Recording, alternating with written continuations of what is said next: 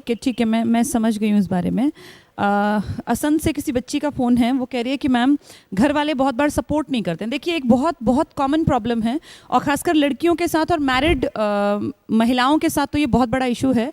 बहुत सारे घर वाले ऐसे होते हैं जो कहते हैं भाई तुम ऐसा कौन सा अलग से तुम्हारा कोचिंग सेंटर है और तुम 5-5, 6-6 दिन पूरे जाते हो, 2 दिन चले जाओ, 2 दिन छुट्टी कर लो। तो अगर मुझसे बहुत सारे स्टूडेंट्स के पेरेंट्स भी जुड़े हुए हैं तो ये भाई इस चीज़ को समझिए कि पढ़ाई जो है वो लगातार करनी पड़ती है, और ऐसा बिल्कुल नहीं होता कि बच्चा 1 दिन जाए, 2 दिन छुट्टी मार ले, फिर तीसरे दिन चौथे दिन उसको फिर समझ में आ जाए।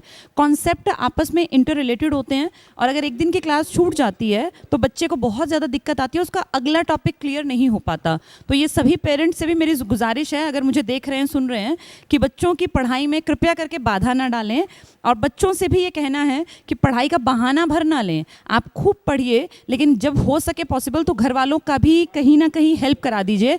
जैसे कई बार ऐसा होता है कि घर परिवार की स्थिति बहुत अच्छी नहीं होती, तो घर वाले चाहते हैं कि बच्चे उनकी हेल्प कर दें, तो एक हेल्पिंग हैंड की तरह थोड़ा बहुत अगर आप काम करवा देते हैं घर वालों का, तो वो भी कहीं ना कहीं आपकी हेल्प करने को तैयार होंगे। और बिल्कुल ही नहीं मानते हैं तो आप उनको फिर थोड़ा समझाइए, क्योंकि बहुत बार ऐसा होता है कि एक जनरेशन गैप होता है और पेरेंट्स को ये बातें समझ में नहीं आती कि पढ़ाई ऐसी नहीं है कि वो जैसे एक सीढ़ियाँ हैं ना, कि एक सीढ़ी दूसरी तीसरी चौथी, इस तरह से उस पर चलना पड़ता है। अब पेरेंट्स को थोड़ा सा कॉन्फिडेंस में लेना आप ही लोगों की जिम्मेदारी है, क्योंकि हर एक के घर का माहौल अलग होता है, परिस्थितियाँ अलग होती हैं, परिवेश अलग होता है, तो उसमें आप खुद जजमेंट कीजिए कि मुझे क्या करना चाहिए। मैं स्टूडेंट्स को भी ये राय ज़रूर दूंगी कि हेल्पिंग हैंड की तरह अपने घर वालों का साथ ज़रूर दें, क्योंकि ये अच्छी तरह मैं भी जानती हूँ कि जितने स्टूडेंट्स हमसे जुड़े हैं वो सब मिडिल क्लास के बच्चे हैं, और पेरेंट्स की एक्सपेक्टेशंस हैं आपसे, तो आप थोड़ा बहुत घर में भी हेल्पिंग हैंड के रूप में काम कीजिए और पढ़ाई भी कीजिए। ठीक है। के ऊपर मैं भी कहना चाहूँगा, जैसे बहुत सारे जो है अभी जो ना इस दौर में जो है, जब ये जो है छुट्टियाँ थी, बच्चे घर पर थे, घर पर रहने के बाद उनके घर वालों से और फिर बाकी जो सर्कल से थोड़ा सा जो मामला टूटा, तो बहुत ज़्यादा लड़कियों ने इस प्रकार की बातें जो है बताई हैं कि जो उनके पेरेंट्स जो है सपोर्ट नहीं करते हैं। बहुत ज़्यादा लड़कियों ने इस प्रकार की बातें भी बताई कि वे गलत रास्ते पर चली गई थी। तो जो है देखो, इन 2 बातों को आप समझो। जो घर वालों ने जो सारा फीडबैक देखा, जो सारा मामला देखा, वो ये मामला देखा है, तो ये हमारी जिम्मेदारी होती है कि हम घर वालों को सही रास्ते पर चल के दिखाएं। और घर वालों को जब बच्चा पढ़ता दिखता है, उनको काम करता दिखता है, तो फिर वो अपने आप जो है सही, जो उसमें कोई मना नहीं करता।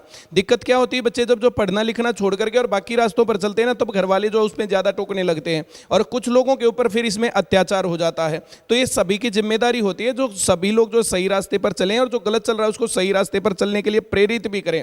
बहुत बच्चों ने मेरे से इस दौर में बात की है। चलिए मैं कॉल और लेता हूँ। बोलो।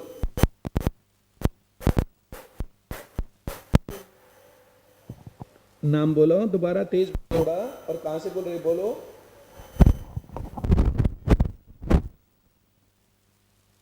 बोलो आगे। क्या जानकारी चाहिए राजस्थान पुलिस के बारे में? तैयारी कैसे करें? वाह भाई।